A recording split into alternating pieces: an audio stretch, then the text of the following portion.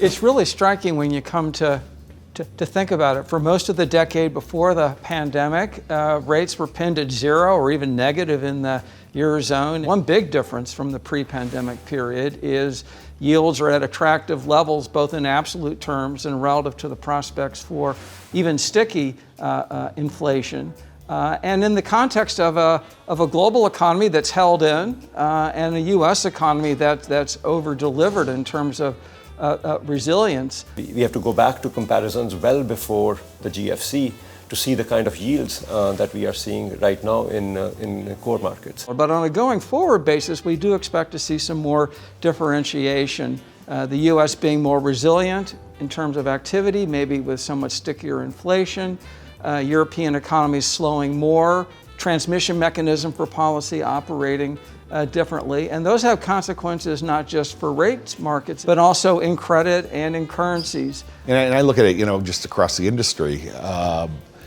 People left core bonds, whether you're talking about US-focused strategies or global strategies, because coming out of the global financial crisis, yields got real low. And then to your point, Rich, not only are yields attractive, we believe yields are going to be a good predictor of longer-term fixed income returns. So when we look at value within good old-fashioned core and core plus bond strategies, they look good versus cash, and they look pretty good versus public equities on a risk-adjusted basis. I think when investors think about core, they try to utilize it for essentially a couple of reasons. One is getting high quality yield in a more kind of a volatility adjusted manner, and on that measure, so you have essentially an environment where you're getting equity like return possibilities with a volatility that is 1/3 or 1/4. A fraction of the volatility, yeah. And then on I think the active part as well, right? Using the breadth of resources, using the opportunities that Rich also talked about, allows us to kind of take advantage of, or at least focus on some of those non-US opportunities as well in the US core context, again in a small size, not deviating from the true intent of the strategy, but helping utilize those to create excess return.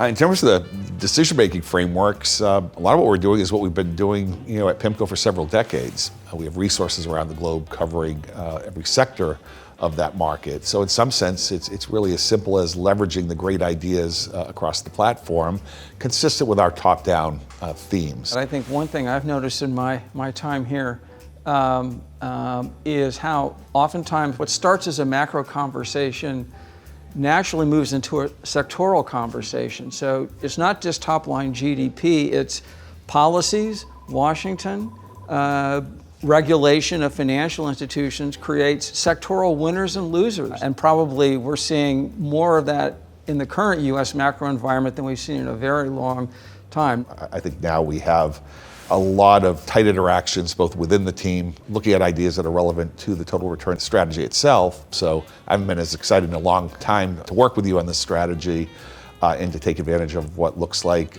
again, not only an attractive world in terms of starting yields, but that type of volatility across markets that typically is consistent with pretty good alpha generation as well. Yeah, working with Dan over the last 18 months has been incredibly kind of rewarding as well.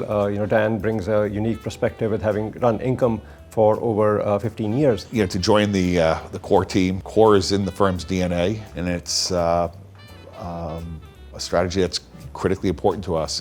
And it's critically important to us because it's critically important to our clients. And then, as you also alluded to, the value proposition has increased immensely given the backup in yields, given the yields that we are currently seeing that we have not seen in well over 17, 18 years. So the value proposition plus the excitement around the team is something that I'm quite excited about on a go-forward basis.